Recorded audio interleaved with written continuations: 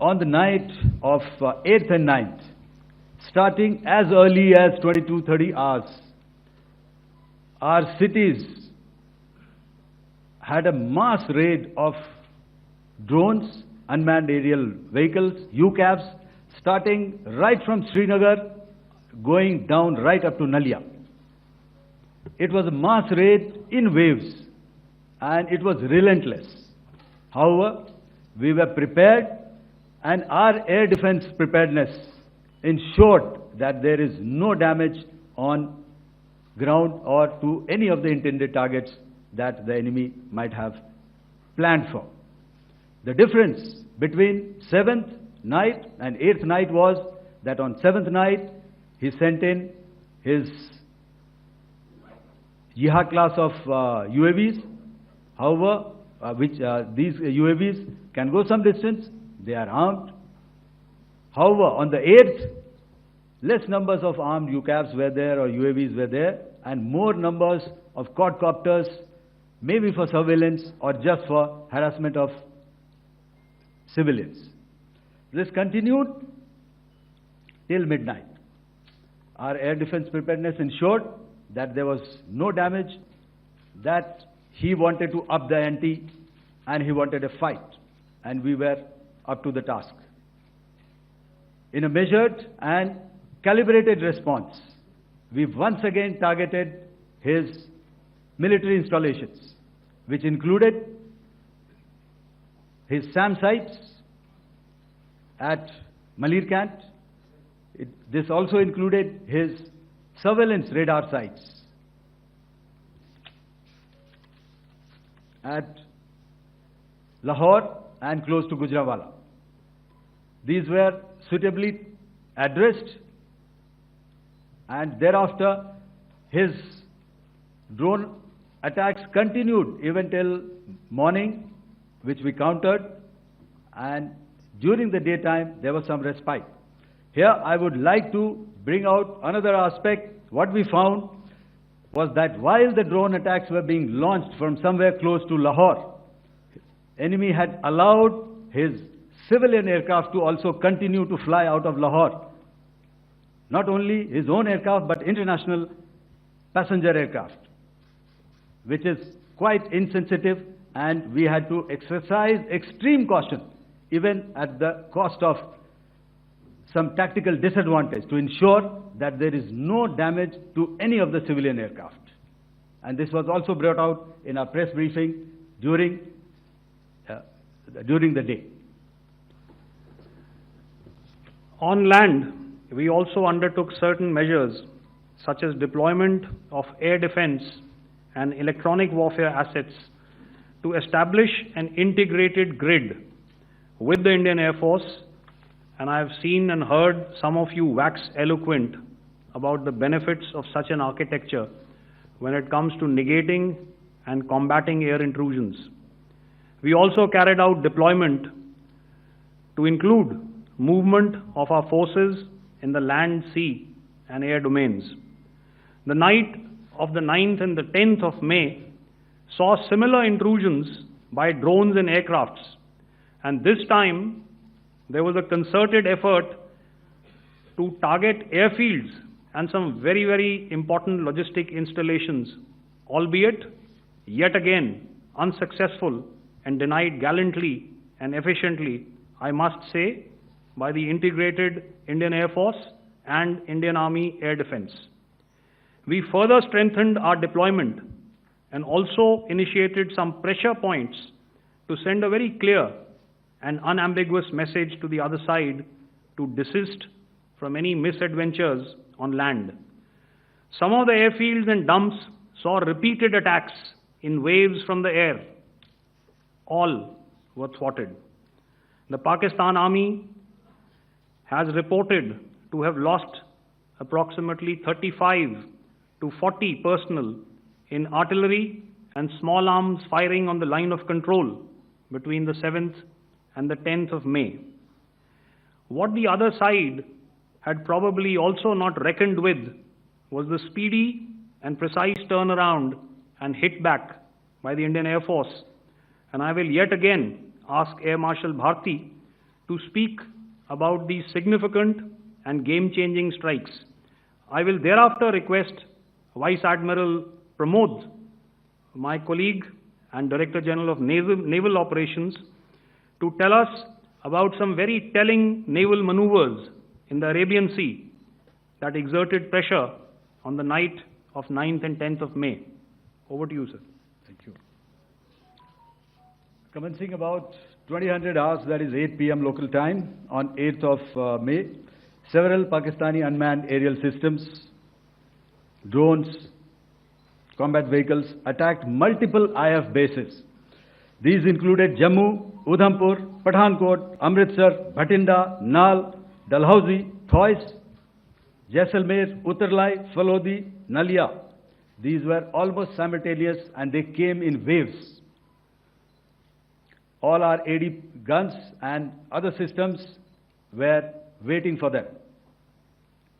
All these waves were neutralized by our trained crew using the air defense systems that they have, and also some of them were utilized using our legacy systems like Pechoras and IAF Summer, which we have recently acquired. And some were neutralized by the Garud snipers. There was no damage on ground from these incursions and these mass raids, if I could call them, from the Pakistani side.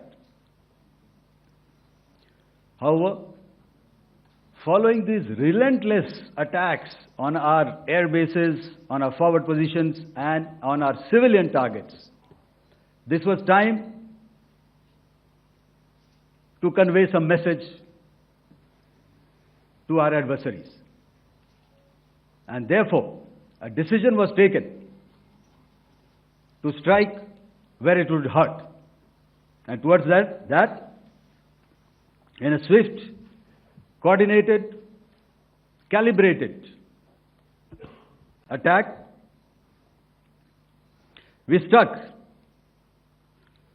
his air bases, command centers, military infrastructure, air defense systems across the entire Western Front.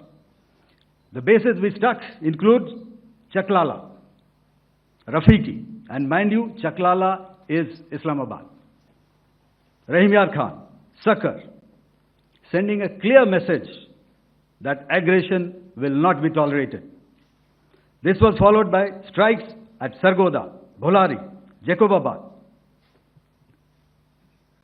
We also struck the C2 centers at Murid, the UAE complex at Murid, Rafiki, radar at Chunia, which I will show you, Rahim Yar Khan airfield, and the unmanned combat aerial vehicle hangar at Sakar.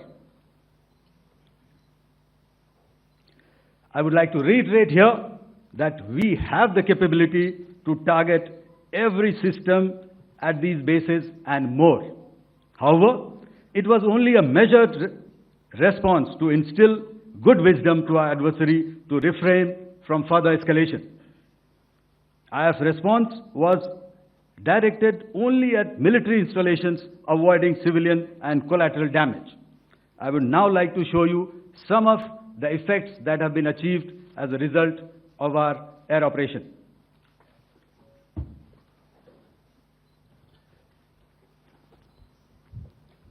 Here is the Pasrur air defense system, if you could see. Zoomed up view, this is the radar mounted on a high tower. And after the strike,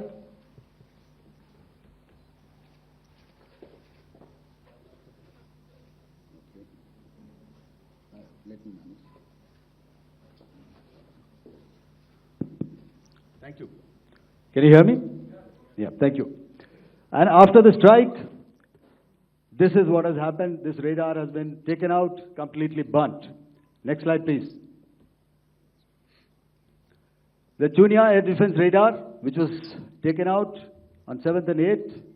This is the radar site. A blown up photograph Once again, on a tower, not very clear, but what you see very clearly is the after effect after we have struck. The radar head has been completely decapitated. Next slide, please. Arifwala air defense radar. In this complex, you see how it looked before, blown up image, and after, really blown up. Next. Now coming to Sargodha airfield. Remember, this is one of their important airfields, wherein they have a lot of assets, F-16s, other assets which they keep getting, training institutes. And we have stuck this airfield. It is not, if you zoom in here, then one impact point here on the runway and second impact point of our weapon, precision weapon on the runway. And if you see this blown up, repairing going on. Same here. Next. Rahimyar Khan. This is the area we have struck. A deep strike out here and one complex here. So this is how it looked before, and same, you see a big crater, another crater here, and this complex, after strike, neutralized. Next. Chaklala airfield, Noor Khan, once again a major air base, a lot of their logistic assets out here. This was the chosen complex that we intended to strike and convey a message. Next slide, please. This is how it looked before, and this is how it looked after our strike. Next. Sakar. We chose the radar site at Sakar. This is the radar site, and after it was struck, this is the aftermath, completely burnt out. Next, please. Aircraft shelter. This is how it looked before the strike, and this is how it looked after the strike. The roof of the buildings completely caved in and burnt. Next. Bolari airfield, aircraft hangar. This is how it looked before, and this is how it looked after the precision strike. Next. Jacobabad, aircraft hangar, and this is how it looked after. Next. So what I'm trying to convey here, ladies and gentlemen, is to start with, our fight was neither with the Pakistani military nor with anybody else who's there on the other side. Our fight was with the terrorists. We neutralized the terrorists that we selected to be neutralized, and thereafter we only maintained the air defense posture. However, we were relentlessly pounded by waves after waves, night after night, by his UCAVs, by his drones, and by his other unmanned aerial systems. And that left us with no choice but to retaliate, and yet our retaliation was calibrated, it was graduated, and it was proportionate. Subscribe to Midday India.